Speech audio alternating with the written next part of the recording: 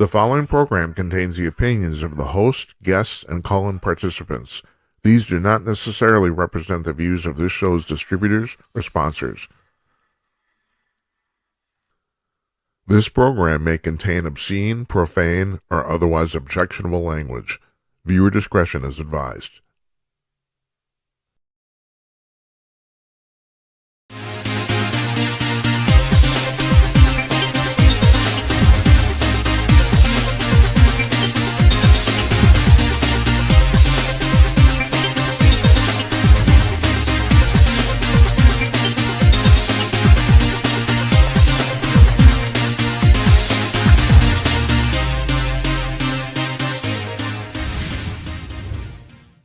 Howdy ho, everybody. Come to you cordless from Northeast Minneapolis. It's Tuesday night, May 13th, 2025. I am Jim Peters. Welcome to another edition of Jim Peters at Night. This is episode number 227 if you're keeping score at home, and I hope you are. Our guest tonight is Denniis Kneale. He's a former anchor of CNBC and Fox Business Network, and he has a new book out called Jesus, Jim, are you going to screw this up? He has a new book out called The Leadership Genius of Elon Musk. It's kind of sort of a biography, but it's more like an analysis of why and how Musk is successful. And I read it. It's fantastic. And we'll put a link up to it on our blog, and you should buy it and read it too. I didn't mention this to Denniis. Kindle is a wonderful thing. I mean, and that's, we'll get into that, but too many people are bashing too many billionaires. I started on the web when Jeff Bezos started Amazon, which was, I know you might not believe this, it was July 1994. They didn't sell any books for 2 years, but that's actually when he started the company. And you could, in some ways, if you're a student of marketing, you can make the argument that he did everything wrong. And yet, with one single exception, the only thing I know that they've actually failed at royally was the Fire phone, the cell phone they put out, which was a complete disaster. Other than that, he's been right about everything. So, and I think you'll get the impression about Elon Musk too when we talk to Denniis here in a few minutes. So he's our guest tonight. Tomorrow night, our old friend Tim Conaway, the former executive editor of Hustler magazine, is coming on. And I tease him about this constantly, about the fact that he got to pick the pictures of the beaver hunt. But it just occurred to me, I got to ask him, did he think of the beaver hunt, or was that Larry Flint's idea? We got to ask him tomorrow. I've never actually asked him that. But anyway, we'll talk about journalism, conservative politics, all that sort of stuff. He's always a good time. On Thursday, we have climatologist Matthew Willicke coming on. And I like Matthew because he's a real straight shooter. Now, my position here has been that everyone recognizes that global warming is real. The world is warming up. But my impression, based on what I know about the science, is that humans are only playing a minor role in that. Now, from what the best I can gather here, and of course he can elaborate on this, he takes a kind of a halfway position to me. He thinks that humans are making a bigger contribution to this, but still not the major one. So anyway, I'm looking forward to having him on too. On Monday, Don Zero, intelligence operative and lover of women, our old friend, he's coming on. He's always a good time. I know his shows always get a lot of viewership, so I know you guys like him. He's a very interesting guy. On Tuesday, AJ Rice, the conservative publicist and author, is coming on here. And if you don't recognize AJ's name, well, AJ is the publicist for pretty much every important person in conservative media and politics in the United States. I mean, he's the rainmaker. I don't know how he does it. We're going to want to ask him that too. How do you corral all these people? But I will, at the beginning of our interview on Tuesday, I will read off a partial list of his clients, and your mind will be blown. It will.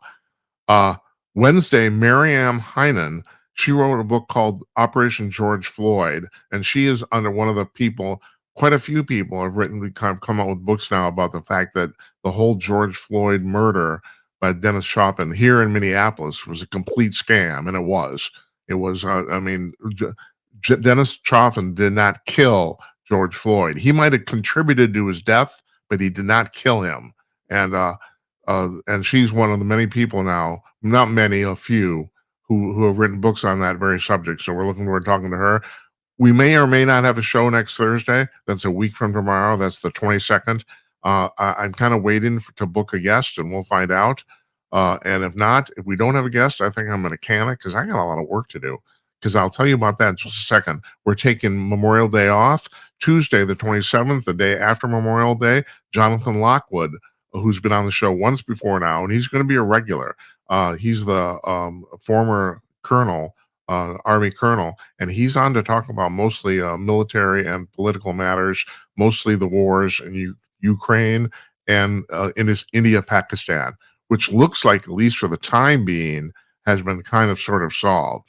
We'll see. But anyway, he's coming on to talk about that, and we don't have any. On the day after that, we're taking off too. And that Thursday, that would be the 29th, the last day of the month. Larry Newman comes on, Bigfoot hunter extraordinaire.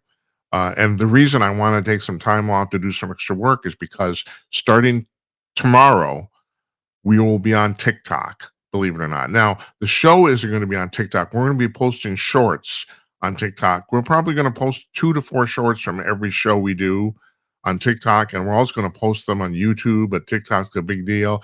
What I want to do here is starting next month sometime, hopefully before the 4th of July, and maybe just after that too, we'll see.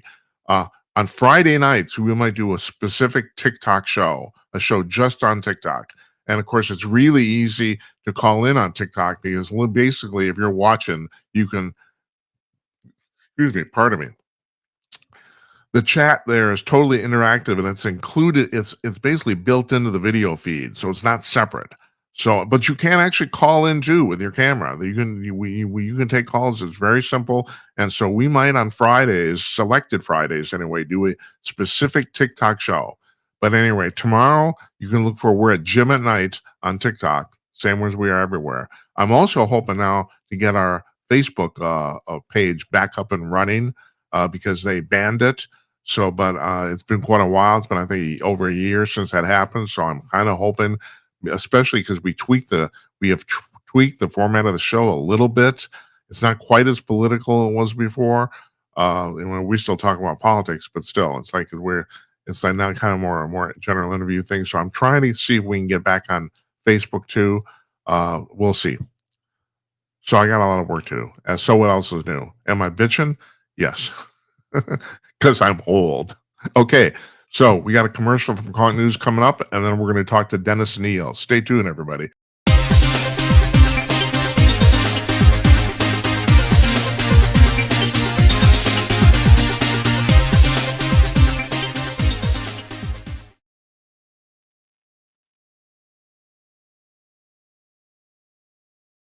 Hi, all. Jim Peters again for Kneale News. Let me tell you one of the greatest things about Kneale News. It's free. It's completely and totally free. You don't need to register. You don't need to log in, subscribe, none of that stuff. Sure, they run a few ads on the front page, but if you're an old fogey like me, you might actually appreciate this because when you check out Kneale News at Kneale.com, you'll probably notice that it's the closest thing to an old-fashioned hard copy newspaper that you'll find online.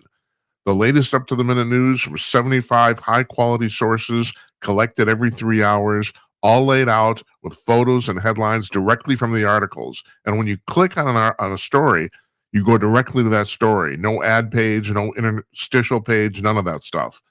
This is the way online news is meant to be. And did I mention that it's completely free? Seriously, how much of stuff in America is free now, right? That's of quality anyway. So check this out for yourself. It's at conk.com, CONK.com, Kneale News.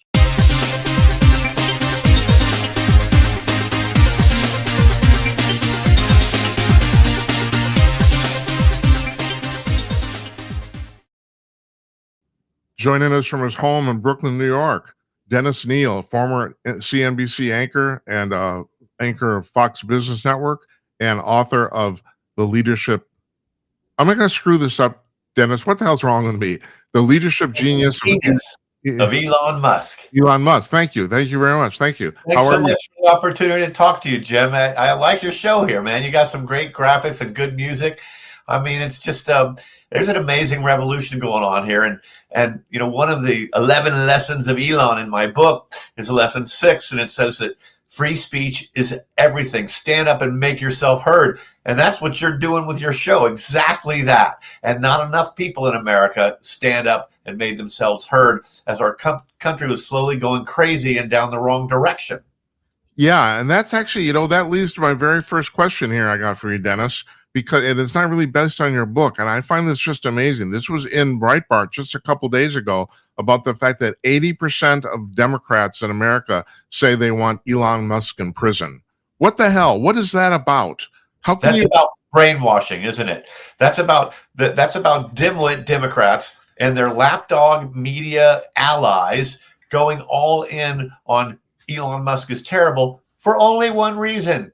Because he allied with Donald Trump. There's such Trump derangement syndrome, right? That a guy, Elon, who's arguably doing more on more fronts to save the world or make it a better place than any innovator of the last century, perhaps. But now he's public enemy number one. I wonder if they planned it, Trump and Musk, for Musk to become the lightning rod. I wonder if Donald Trump misses some of the lightning. Well, it seems to me it's become increasingly obvious that people talk about Trump playing 4D chess, and I'm starting to think he actually is. I think he thinks some of these things way ahead of time, Yeah. I sometimes wonder whether in his second term, Trump has been convinced by Elon Musk that there's a possibility, and this is lesson 1 of the 11 lessons in my book, lesson 1 says, hey, all of this may be fake, so just go for it. Elon believes somewhere along the line that there's a possibility that this could be one massive video game simulation. And in that case, you might as well just swing for the fences. And look at Trump in his second term, man. He's just going for it. He's not afraid of anything. No. It's as if he knows this all may be a game anyway, so I'm just going to play it to the hilt. Well, since you brought that up, let's just go with that right away. That's not there's more people that hold that scientific opinion than most people know. And I've had several of them on the show. We've talked about this, about the fact that life our entire universe may be someone else's simulation. And the thing is, the more I researched it, Jim, and the deeper I went into it, and then I interviewed this physicist for like an hour and a half on Zoom because he thinks he may have found some evidence in nature that lend itself to this. The more fascinated I became, the more I began to think that it was entirely possible. And I'll give you a quick little math thing if you have time for it. Can I say it? We're interviewing you. You're talking. Go ahead. Yeah, okay. I'm used to doing the interviewing usually. All right. So the universe is 13.8 billion years old. So that means that there are almost 1.4 million stretches of 10,000 years. Now, certainly we would believe that 10,000 years from now, they could do a simulation that's so real that we don't know the difference, that we don't realize it's not real. 10,000 years from now, certainly. Well, the thought that in 1.4 million spans of 10,000 years, we've never gotten there yet, that only now, 10,000 years from now, will it happen? No way. It's had to have happened by now someplace. And if it has, who knows? Who knows? Maybe we're in it. But what I like is that, because I want these lessons to help us lead a better life, build a better life, or at least feel better about the life we have. And if we were to read up on this and realize the simulation theory is actually quite plausible, if it were true, how would we change our life?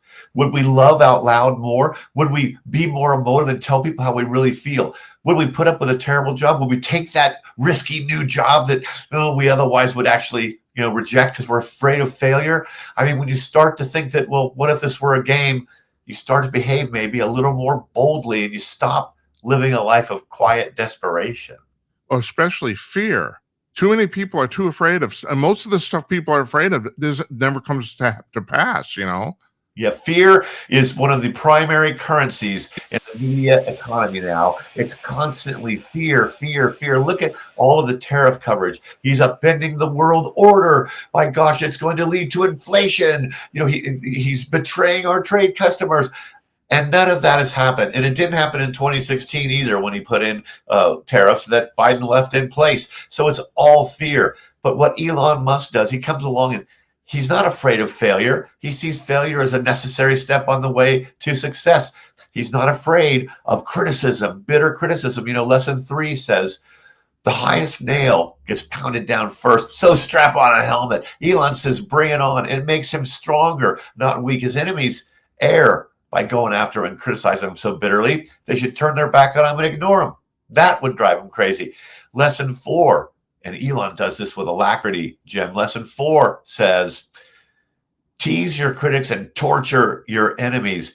Elon is called short sellers who bet against his stock, basically the scum of the earth. He has helped them lose a total net of $60 billion betting against his stock in recent years. He's just utterly tortured them when most CEOs look away and they don't take on the fight.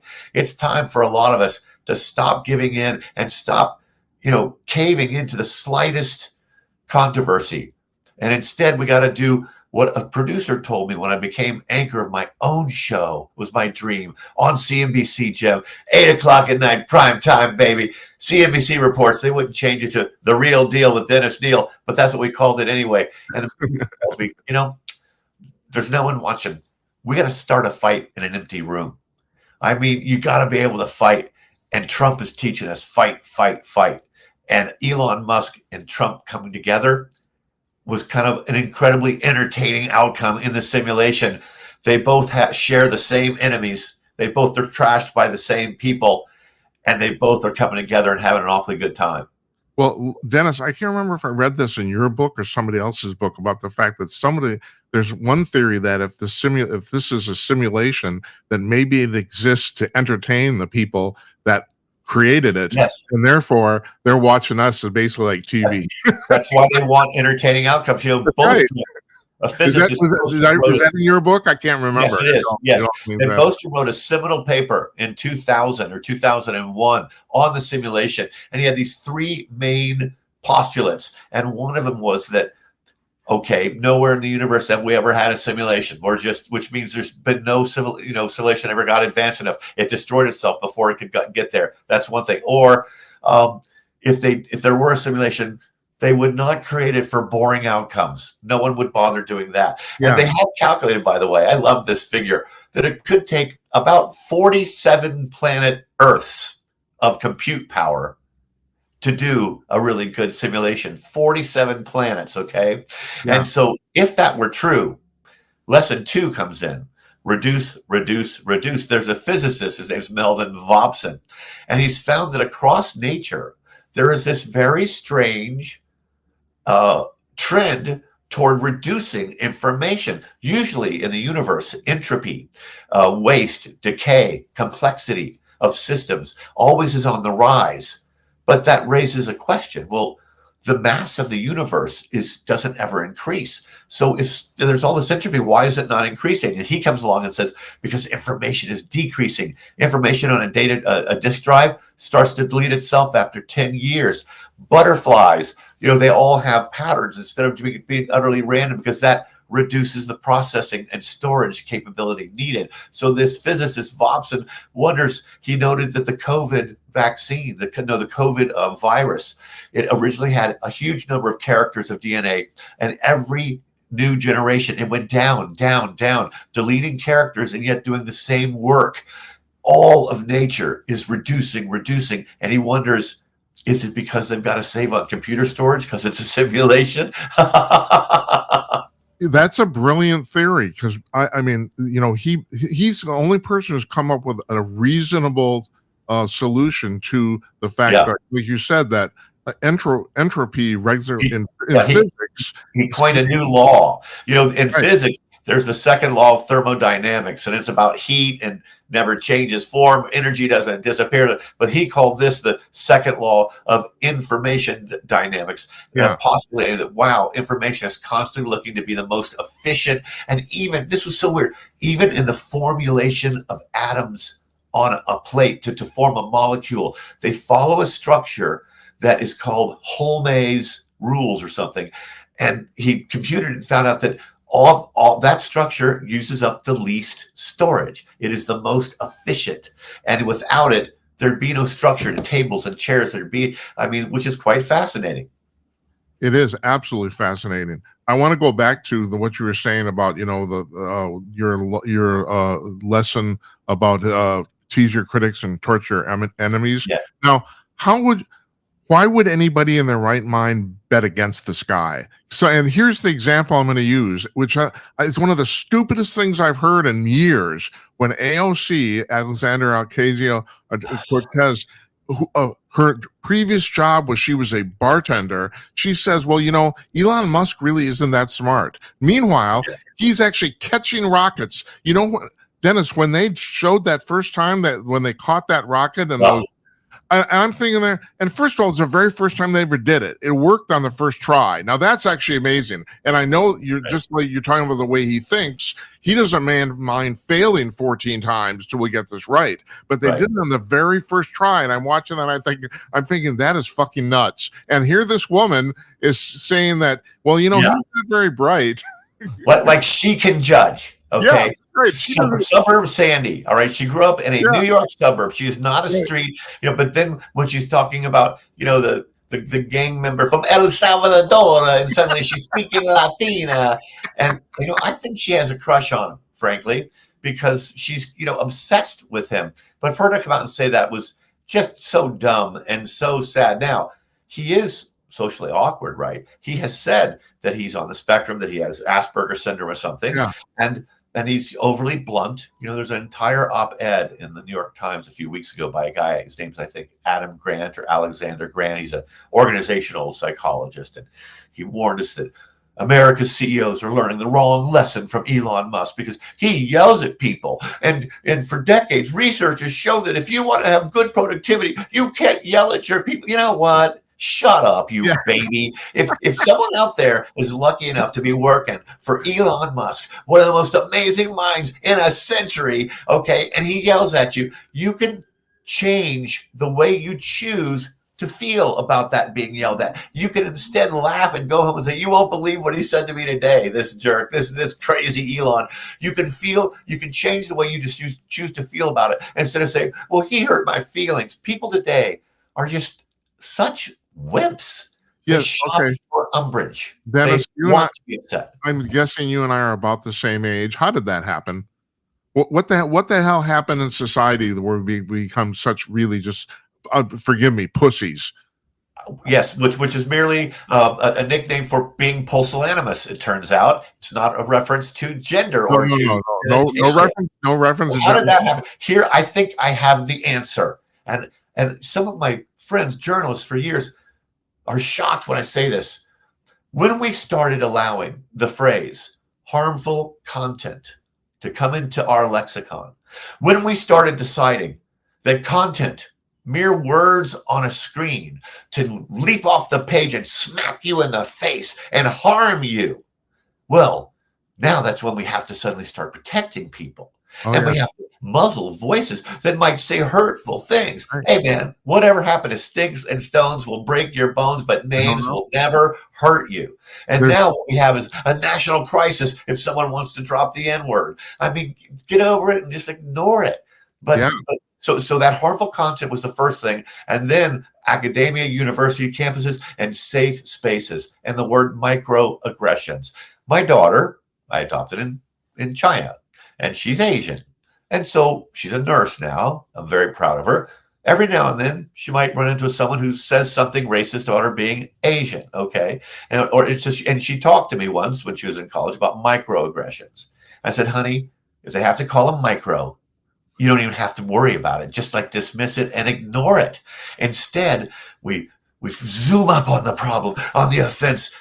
A lot of people are failures in their lives. They don't have work as a center, hard work. And so they look for something. They don't have religion. They may not have a romantic relationship. So by golly, they're going to march in favor of the Palestinians, even though it has no impact on their life at all, because they think they're giving their life meaning. But really, they're just miserable, and they need to find something to really feel. And it should be working harder and building a better life instead of sitting around bitching about it all day. Yeah. And, it seems to me, Dennis, that a lot of people don't do. I think people would be way better off emotionally if they did really hard work. Yes. Lesson 5 of my 11 lessons of Elon. Can you tell I like alliteration? Lesson 5 says most people are loafers.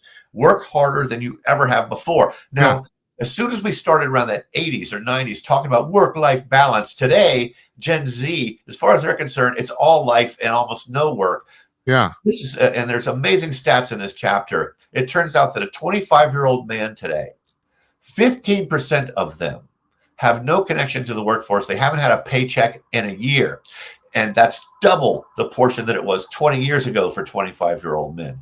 Then it turns out they only spend 46 minutes more per day on household chores than a man who works full time and then comes home to the house and has to do chores. And they spend less time on family relationships. So what are they doing? Literally playing video games. Researchers believe that better video games, like the simulation within a simulation, are responsible for 75% of this reduction in young men in the workforce. These guys have no meaning to their lives, and they're lost. They're lost. Dennis, you were talking about what happens in 10,000 years. We're probably only 2 or 3 years away from complete photorealism in video games. I mean, it's 95% there already. I don't know if you've ever gotten. I don't play, but I see this stuff just for like my professional curiosity. Sure. You get on Grand Theft Auto. I mean, it's almost realistic. Every once in a while, some character does something goofy, but generally, it's like watching a movie. And now, it's still on a screen yet. Yeah. And Facebook, Meta, has spent some $30 billion at last count, utterly convinced that we will at some point be surrounded by it in the metaverse. You know, once we get with the goggles, if you could just reduce those to just mere glasses, they just look ridiculous. So far, I think that's getting in the way. Every other technology, every new one just about has been led first by porn, VHS tapes, internet. It's been pushed forward by porn first. And I talked to a guy, he was the head of I forget the name of the company now. His name was Steve something. Anyway, a big porn company. And he said, well, 3D porn is just not going to catch on because you just feel ridiculous when you're wearing these stupid goggles. No one's going to want to have sex and look at their woman next to them when they're wearing these stupid goggles. But if you're Mark Zuckerberg, who did not get laid a whole lot when you're in college, this metaverse idea sounds fantastic. Oh, Dennis, you made me laugh. That's right. Good. All right. I love that. That's funny. I'll be playing here all week, ladies and gentlemen. Be sure to try to do that. But the simulation thing is very real, and or at least the prospect of it. And you're not the only person. I mean, there are people now who are pointing to increasingly like more and more evidence. I mean, no one's. I don't know if it's even within the human realm to prove this because it's so. Melvin Thompson has heard from people. Okay, when he's come out publicly and talked about a lot of this stuff, he's heard from people, including some prominent actors in Hollywood who don't want to be identified, that say, look, I've seen a glitch in the Matrix. Yeah. He heard from someone who said, and he thinks that he has maybe even seen one himself. He's walking and there's a space where someone just kind of glitched and disappeared. Yeah. And then another day it happened again. And so that's fascinating because you get right back to the movie The Matrix, right? Uh-huh. And that idea of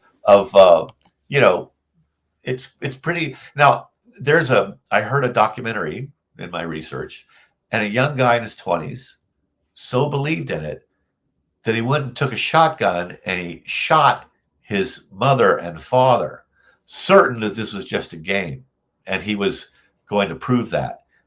And he turned out to be terribly wrong. Although, well, the thing is, I mean, you brought this up. If it is a game, we still have to play by the internal rules. Right. You don't be jumping from rooftop to rooftop like in the movie, okay? Because that's violating the physics of the universe that has been created. So you got to play by those rules. And yet, this does free Elon to take on massive risks that no one else would take on. See, there's another lesson that says you got to dream huge and be willing to spend decades pursuing it. So the year 2000, a guy interviewed for the book, James Cantrell, I know him anyway, he's a rocket scientist, literally, and he starts specializing in 2000 after the breakup of the Soviet Union, Russia, the best rocket makers in the world, because they were working on nuclear missiles to kill us. Well, what are we going to do? The U.S. wanted to try to help them become rocket makers. And so they became the best rocket makers in the world. So Elon goes there with Jim Cantrell, and they go there to interview the chief engineer. And he tells him, I want to buy your rockets. I know you're selling for like $2 million a piece. I want to buy a couple. Well, why? I want to go to Mars. And the engineer is so put off by this and offended, he spits on Elon's shoes. Who Elon's not quite sure at first, but then he turns and says, I think he's being disrespectful. And Cantrell says, yeah, that's a sign there that he spit on your shoes, because they thought it was so ridiculous. And yet he's been at it for 20 years, 25 years. He's still going for it. Along the way, look at what he has built toward that huge dream, you see. Even though you're not there yet, look at all the things. There's 7,000 satellites aloft for Starlink that he put up there with his own rockets. It's unheard of. And because the Russians rejected him, they sowed the seeds of their own demise. Today, SpaceX is launching like twice what Moscow is able to launch. I mean, the Russians are nowhere. They're nothing. And the guy that they looked at as this stupid little boy in a T-shirt, and they spit on his shoes, he's the one who was the death knell for their business. It's wonderful. Yeah, and you mentioned in your book about, and I found this really fascinating because I'm really into science, and we do a lot of science stuff on the show, about the fact that for the Falcon Heavy rocket, he had his scientists go through hybrid carbon fiber materials for the outside. Super complex, like super advanced. And then finally he just said, fuck it, stainless steel. Yeah, he's got this thing called first principles that a lot of developers and engineers know about stripping everything down to its most basic elements. And he realized that a rocket is very little more than stainless steel filled with a whole bunch of fuel. And he came up with an idiot index to try to figure out the multiple of how much more they were charging than they really had to. And it was like a huge, unnecessary markup. And it was because it was government money taking care of it. But, you know, when it's private enterprise, you're going to do it more efficiently because that's your money. That's the other thing is, you know, there's clusters of these rules that work together that can help with career advice. For example, there's I was writing this down. There's lesson 5 about work harder than you ever have before. Lesson 8 about dream huge and be willing to spend years pursuing it. Lesson 9, bet on yourself and always double down. And then lesson 10, one of the most important ones, it's better to launch and burn than never to launch at all. And that means embrace failure. Starship is the largest machine craft that we've ever, as humans, tried to put into orbit. And Starship is 100 feet taller than the Statue of Liberty on her pedestal. And Starship, before it finally got aloft, required explosion after explosion. It landed sometimes and almost made it and then would tip over. I mean, it's just an amazing piece of machinery that they put up there. And every time they fail, the media come out with headlines jeering at it, you know, explodes. And yet Elon is kind of excited because he's learned thousands of new flaws to fix. Right. And if we were all willing to embrace failure more, be willing to fail more, we might take more risk in our life. We might be willing to ask that gal out that we've had a crush on for 3 years at work, but we never dare. Okay. Yeah. We might actually do a lot more because every failure is learning. I once made a speech called Thriving on No, because after I left Fox with 15 minutes notice and they had a security guard escort me out, it was like I slept with the wife of a senior executive or something. And and I've now forgot what my point was because I was so worried about saying something I should have there. So go ahead, you take over. All right, I will. You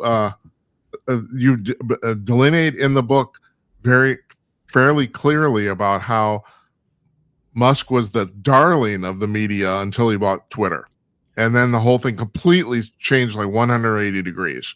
And you know what? It's going to be interesting whether 10, 20, 30 years from now, historians or 50 years look back and they think of all the things he did, amazing things. He'll get us to Mars, that maybe freeing the X platform might be the biggest impact because free speech is under attack in this country. You know, I did an interview with this Australian financial network, and this guy who he had to move the network to Indonesia because Australia is cracking down on free speech. In the UK, we have people who repost a tweet and they're getting put in jail. They're getting put in jail for things that they said for Yeah. words. And this is an Awful. ally of ours. And we've had in this country Biden, Kamala Harris, former Secretary of State Kerry, AOC, Robert Reich. Every one of these people, the chairman of NPR, has come out and criticized the First Amendment for allowing free speech. And today, Americans, they don't believe hard enough in free speech.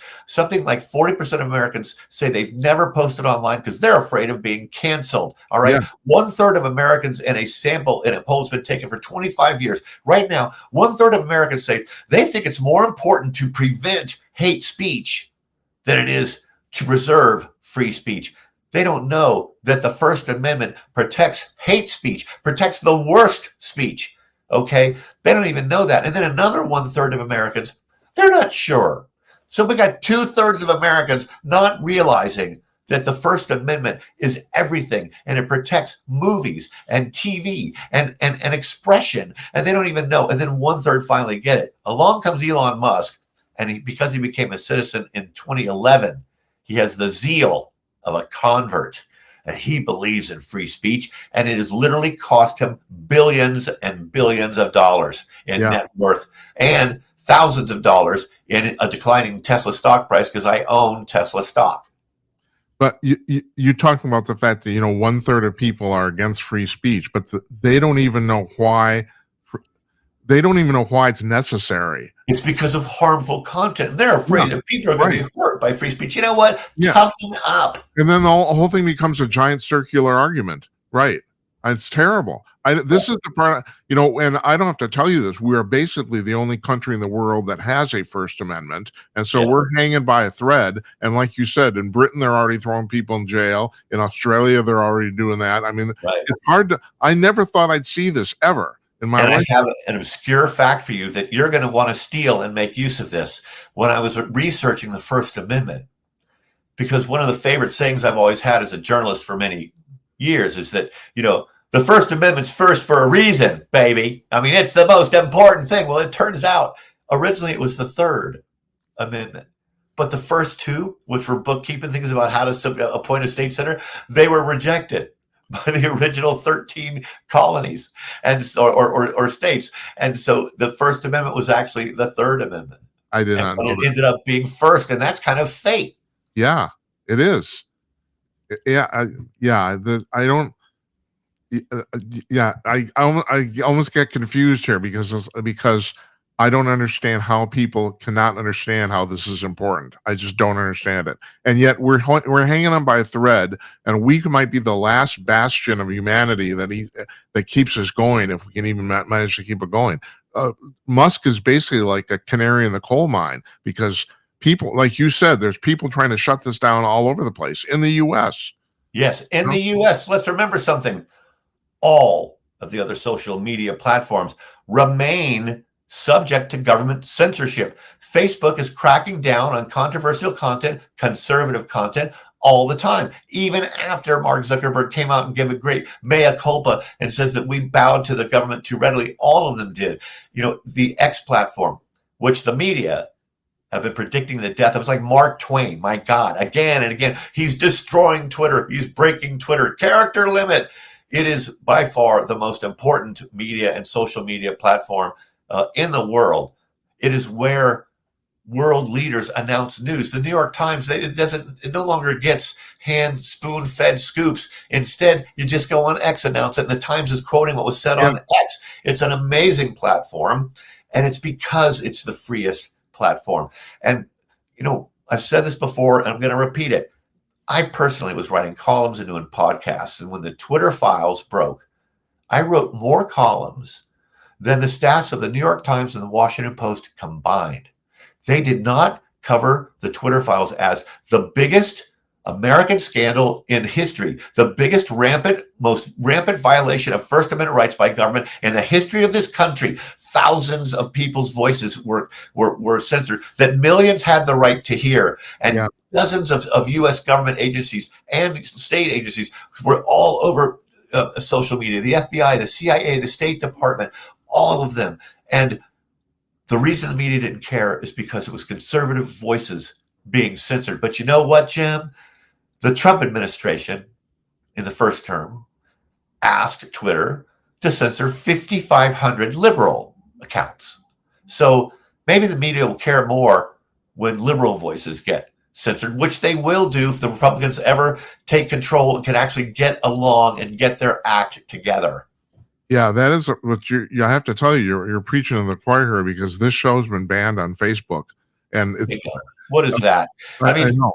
and even if it turns out that you are putting out the most incendiary, terrible stuff, the way to overcome, hateful content or whatever, which this isn't clearly, the way to overcome that is not to muzzle it. It is to come up with more better content and drown it out. And this lack of a willingness to compete and to want instead to control is weak and feckless. And it's because liberals have no spine. They have no foundation to stand on. They have all these ideals, but it's not fact-based opinion. It's not based on results.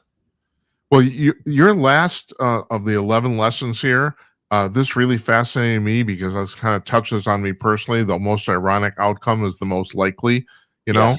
And by irony, a lot of people don't know what the word irony means. And, Alanis Morissette said, isn't it ironic? It's like rain on your wedding day. It's a Chardonnay. But it turns out none of those examples are ironic, because ironic means the opposite of what you expected to happen or what you tried to make happen. And this is an amazing rule, because one thing is it fits into the simulation, because you would have ironic, utterly stunning outcomes, because that would be far more entertaining, right? Yeah, for a video game that we're all inside. But look at Trump. Look at how many trials, 4 different criminal cases thrown at him. Every leader on the other side saying he's a Nazi and he's going to end elections. All these people conspiring against him to stop him from being elected. And he won. It is the most unlikely outcome. And I mean, there's example after example. Look at OpenAI. Elon Musk funded the first $50 million of that company, which now is worth like $150 billion. He would own 30% of it, another 50, what the heck.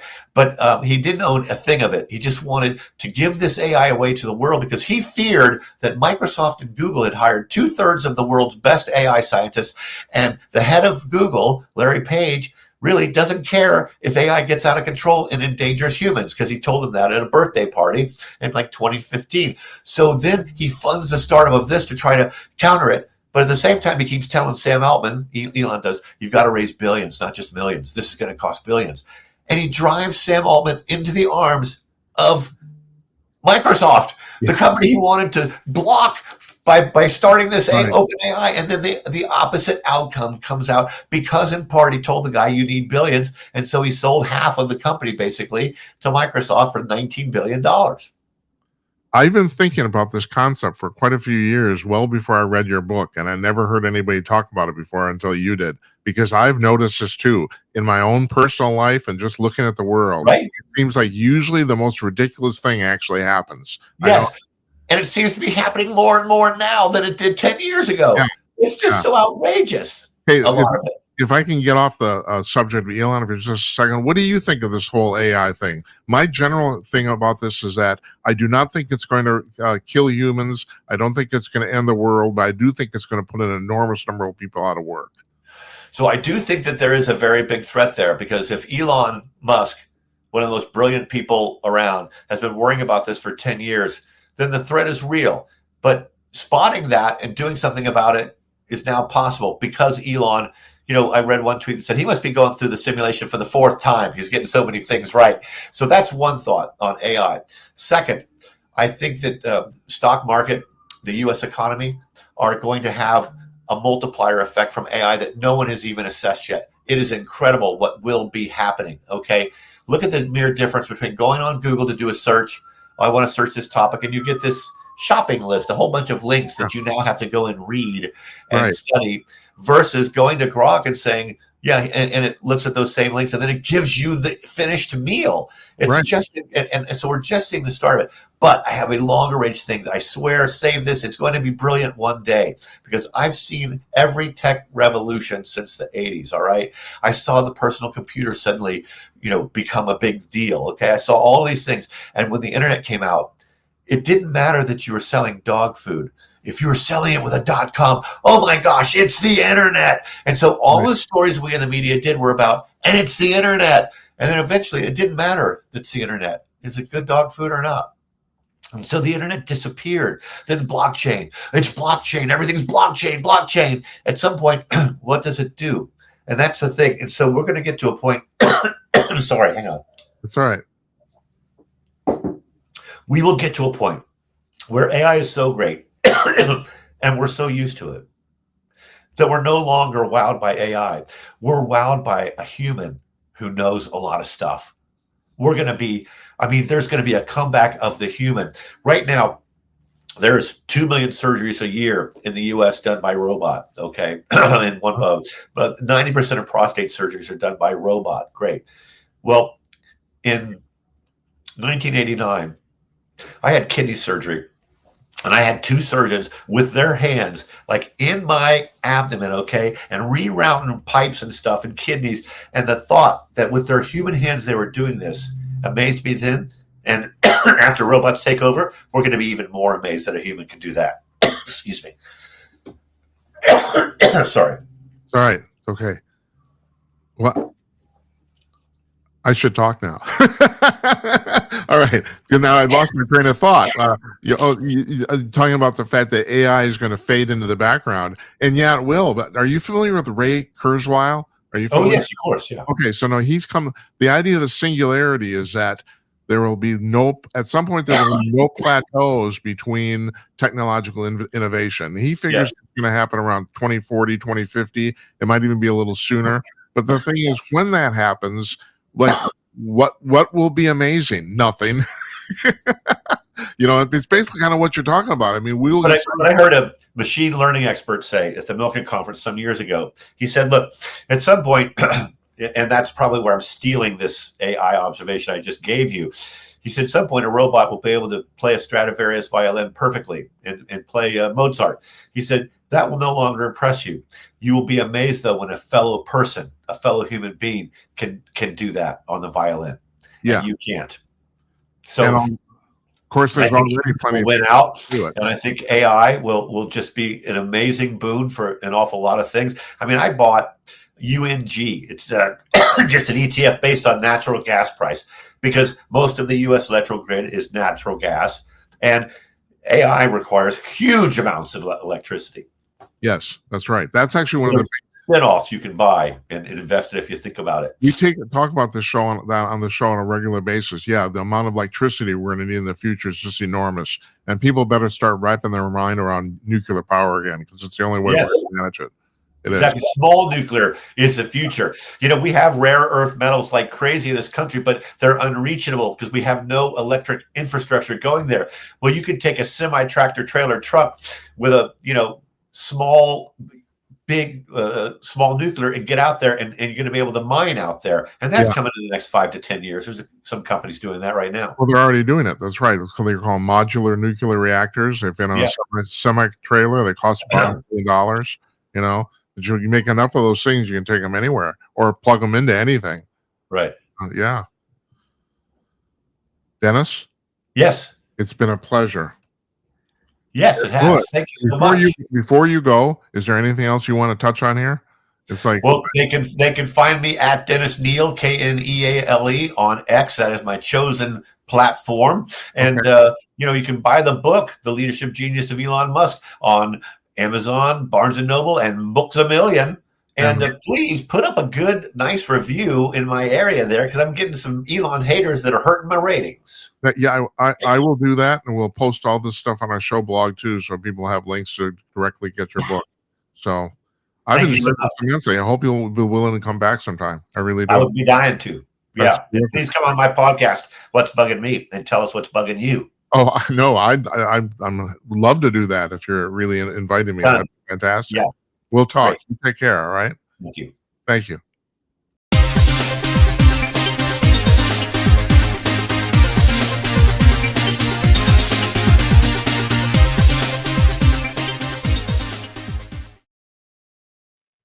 Hi, all. I want to talk to you about Conk News. You've probably heard me talk about this before, but if you're a news junkie, you should try this out. Conk News is a news aggregator. Now, there are plenty of news aggregators on the web, but Conk News is different than all the rest, and here's how. Most other news aggregators will lump the top stories from each news source under that news source. The top 10 stories, like, for example, from Fox News, Breitbart, the New York Post, etc. What Conk News does is it sends its servers out onto the web to over 75 different news sources every 3 hours. And yes, this is an automated process, but in this case, that's actually a good thing. And collects the latest stories from said 75 sources and then lays them out on its own front page in the order they were posted, regardless of the source. So you see the latest stories at the top of the front page, regardless of where they're from. And this is all free to you. You don't need to log in. You don't need to subscribe, register, nothing. It's completely free. All you have to do is go to conk.com to check it out. That's conk.com, CONK.com, conk.com, Conk News.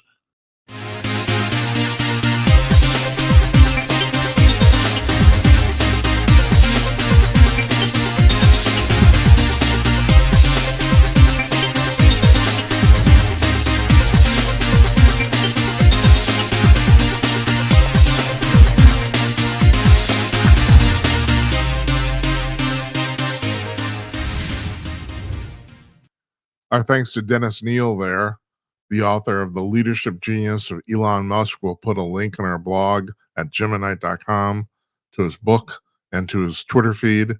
That was really fascinating. He seems like a really cool guy. And I'd love to go on his podcast.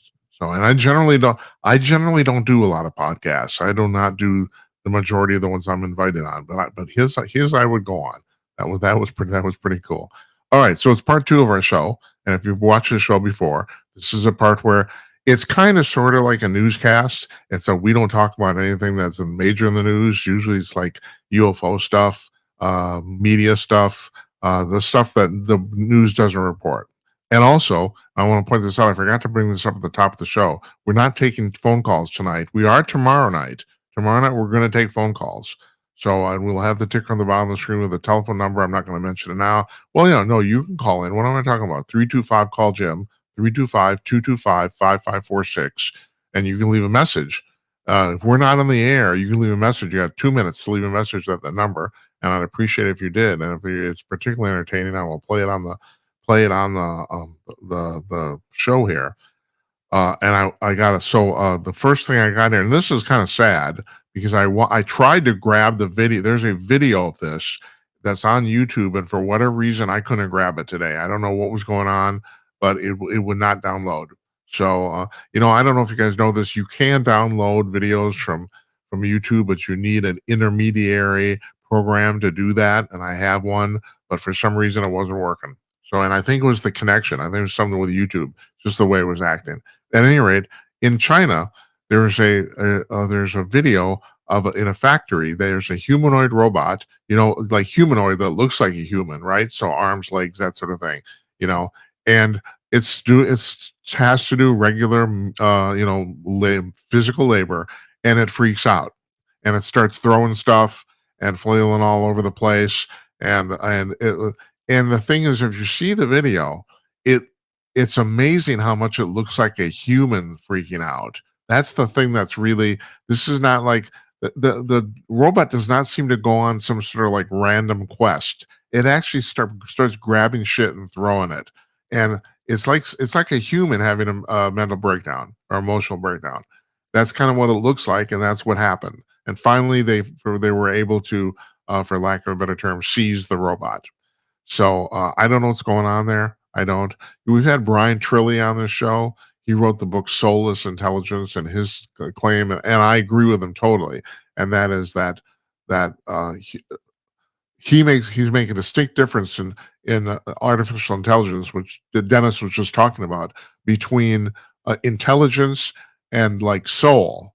And he says yes, the artificial intelligence is going to be way smarter than humans, but it's never going to have a soul ever.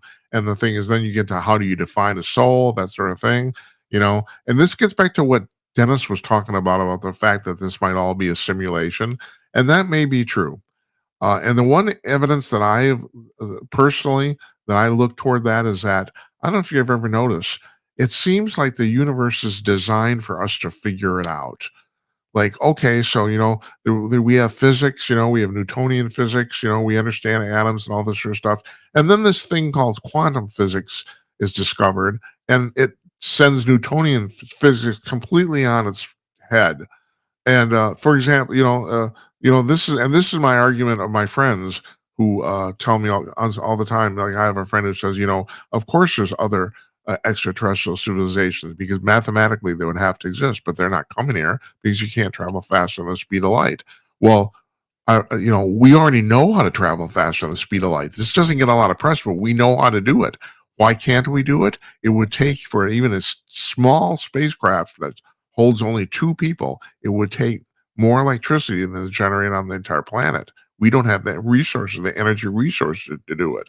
And this is exactly what Denniis was talking about the fact with artificial intelligence. The average question, if you like ask a question to Chat GTP or Copilot, that process takes 5 times more electricity than doing a regular web search. And so you're right. So Dennis is absolutely right. The difference is when you do a web search, you get a list of web pages. When you ask the artificial intelligence, you actually get an answer to your question typed out.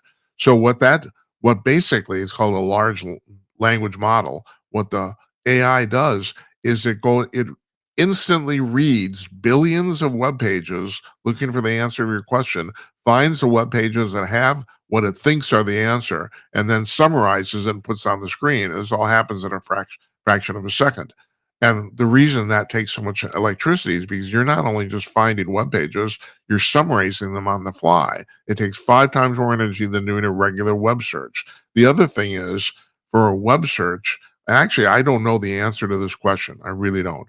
For a web search, like for example, Google, and I think Bing does the same thing, they'd have to. They basically make a mirror of the popular internet on their servers. So in other words, they don't actually go out on the internet because you never know what's going to be down or how the internet connection is going to, how robust it's going to be, that sort of thing. They spider the internet and go to all the web pages and grab a copy, or at least a functional copy of every one, and then searches the copies. So you're talking about like the server data farm for like a Google web search is absolutely enormous because it's literally saving. It's not the entire internet. Matter of fact, it's only a portion because the vast majority of people only go to a small portion of the World Wide Web. So that's the part they save. If you want something really, really obscure, then it will go out on the actual internet and find it. But all these things are saved on their servers. Now, I don't know if they do the same thing to search for the answers for AI too. I assume they'd have to because that's the only way they could do it that fast. But at any rate, what was my point here? Do I know? It's like, no, well, it's yeah. Oh, the electricity involved, or the fact that we can't travel faster than the speed of light. No, we know how to do that. We do. It's like we know how to do it, and that's the thing. All this stuff has been discovered in like the last 30, 40 years. So, and getting back to what Dennis was talking about earlier about the fact that everything seems to happen in 10,000-year chunks, and I've said this before. ET is visiting Earth, and at this point, don't even bother to argue with me that. I think that's for certain. Now, where they're coming from, what they're doing, I have no idea, and I can only speculate. But the fact they're coming here, that's for sure at this point. It's just like last night we were talking to Robert Tannenbaum about the JFK assassination.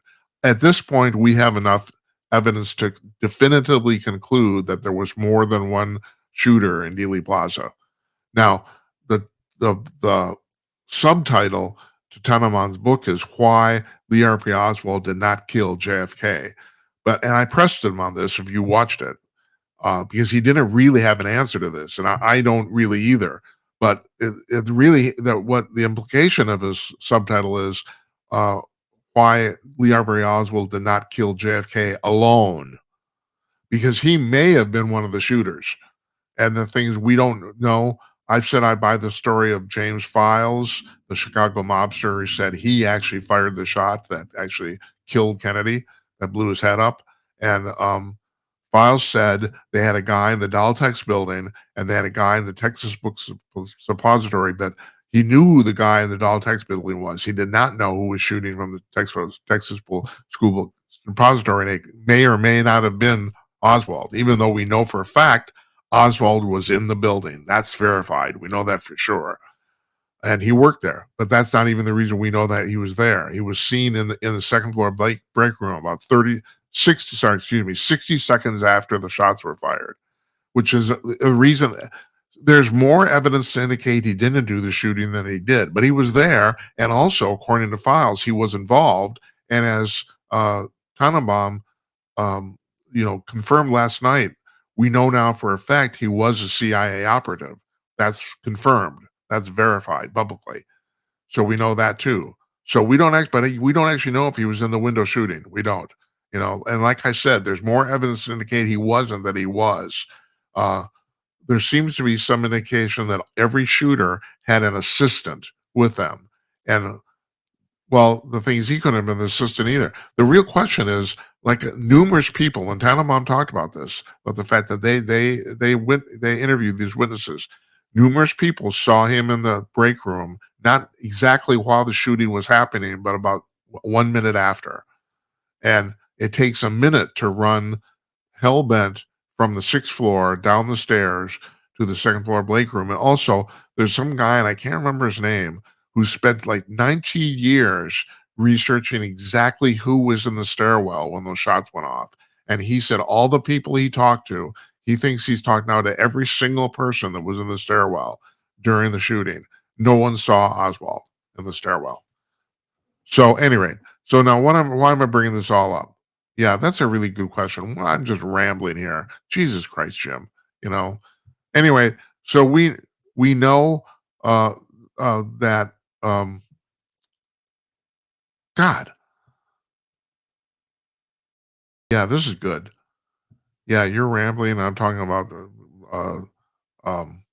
robots freaking out, and the fact that we don't have enough electricity. Okay. Oh, this was my point. Now I remember. Okay, if ET's coming here, and I've said this before, I just going in a big circle. This was my point.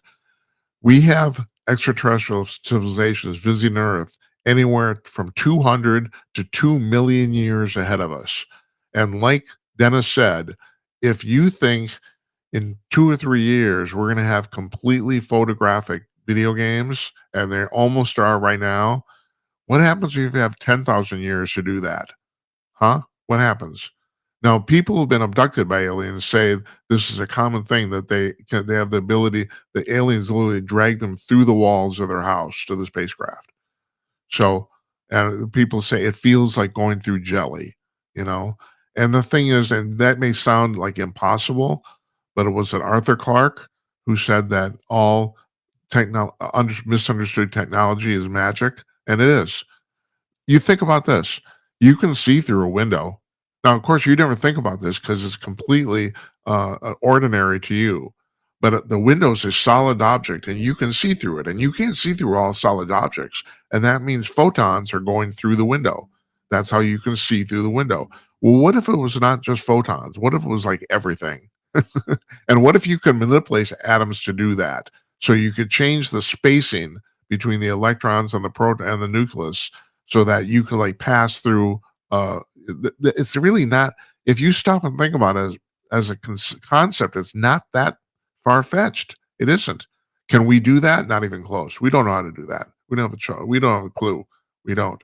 Just like right now, we take atoms, elements, the periodic table, we combine them into molecules, we make all sorts of stuff. We make steel, we make drugs, we can make all sorts of solid and liquid objects by combining atoms. Well, what if you could combine the parts of the atoms and actually make atoms themselves? We can't do that.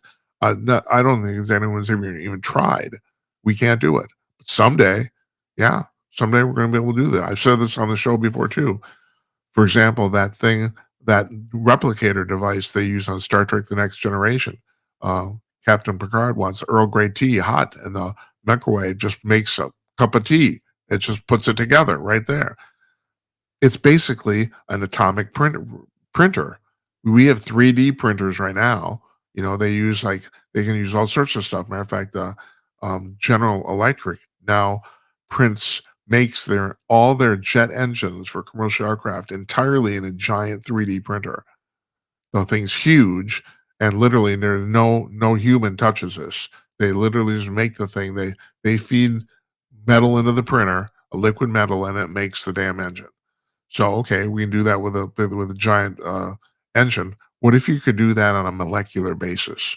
Right? That's what that machine is. We're going to have that in 200 years, and it will completely change. Not only it's not going to change society so much as this will. It will change economics because at that point scarcity will be over. So we will be able to make items the same way right now we can duplicate electronic files on your computer or your cell phone. We can like your if you have your copy of Bad Romance by Lady Gaga, you can duplicate that exactly and send it to somebody else. What if you could duplicate your ottoman chair? What if you could do that? And I'm guessing it'll be just like it is on that show. Every house will have a microwave sized device that does this. And then if you want some big item, you go down to the city hall and they have a giant one in a garage. It's going to be the same thing. You want a new car? And of course, by that time our car's going to fly. Cars are going to fly now. I mean, I just saw a thing in Popular Science just today. I mean, we're going to have flying cars on the market within 12 to 18 months. That's going to happen. Finally. I'm pushing 70. Yeah. And when I was growing up, it was the Jetsons. When are we going to have that? Oh, 20 years. Bullshit. It didn't happen. We didn't even come close. No flying cars. Now we're finally going to have flying cars. And that'll be a mess. You think the Newark airport's bad right now? Oh my God. Wait till you get on I-35 down to Dallas with your flying car. Wait till you do that. Oh my God. Well, I tell you what, I had another story I was going to do tonight, and I put it in the description for the show on the billboards on social. And I'm not going to do it because it occurred to me after I did it. I said, well, this is the perfect topic for Conway tomorrow. So I'm not even going to mention what it is. You can read the descriptions if you want to hear it. But Conway, who made his teeth on quasi porn, will love that. And so I'm going to save that for tomorrow. And so tomorrow we're taking phone calls tomorrow night too. We're going to do that. So you can call in. And as I said, I'm hoping that before July 4th, we have not only tomorrow, we should be on YouTube for the first time, or no, not YouTube, TikTok for the first time at Jim at Night. Same thing. That's the same way. We're Jim at Night on all social media, except Facebook, where we were Jim at Night, and then they pulled our page down. And now I'm going to try to put it up again, and I'm going to see if I'm guessing. This is what I'm guessing that even if they won't let me have Jim at Night again, so I'll see. We'll see. It's like dealing with these people, like pulling my hair out, and I don't even know why they canned us. My guess is because we've done a few shows with what the press likes to call climate change deniers. Because as soon as we put Patrick Moore on, that whole thing just blew up.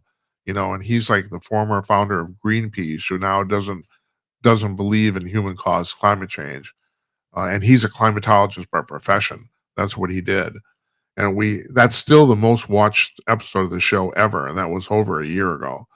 And we put that show up, and man, all hell broke loose. So we got flagged by YouTube, and YouTube's shadow banning us, as far as I can tell. So they don't make any announcement or anything like that. But we are not getting out of our little prison there. And Facebook pulled our page down and never told me why. Yeah, I don't know. Anyway, that's where we're at Jim at Night on TikTok. So I think we have 2 videos there now. I'm going to try to post 2 to 4 videos from every show that we have a guest on, which is almost all of them. Occasionally, I do a solo show. If this is your first time you're watching this, I occasionally do. I'm trying to do less and less because I think the guests are more interesting, and that's what I'm good at. I'm good at talking to them. So anyway, yeah, Tim Conway's coming on tomorrow night. Matthew Willicke on Thursday, and he's a climatologist, so we'll talk to him about that too. And once again, the same thing might happen. Who the freaking knows? I don't know. Anyway, I want to thank you folks for watching. I want to thank Denniis Kneale for coming on here. It was fascinating discussion. It was great. We'll have his links up on our blog. And this is what's going to happen here, as far as I can tell. The videos on TikTok and the shorts on YouTube will be posted one day late. In other words, the shorts from tonight's interview will probably be posted on Thursday, not tomorrow, Wednesday. That's the best way we can do this because I'm only one person, folks. So so I'm doing my best. So anyway, you can look for that. So anyway, yeah, tomorrow Tim Conaway, former executive editor of Hustler magazine, is coming on, and he always has great things to say about mostly about Trump, who he doesn't like, and journalism, that he's an expert at. So we're looking forward to that. He's always interesting. I want to thank you folks for watching very much. Good night, Uncle Donnie, wherever you are, and good night to you, wherever you may be. We'll see you tomorrow night, everybody. Take care.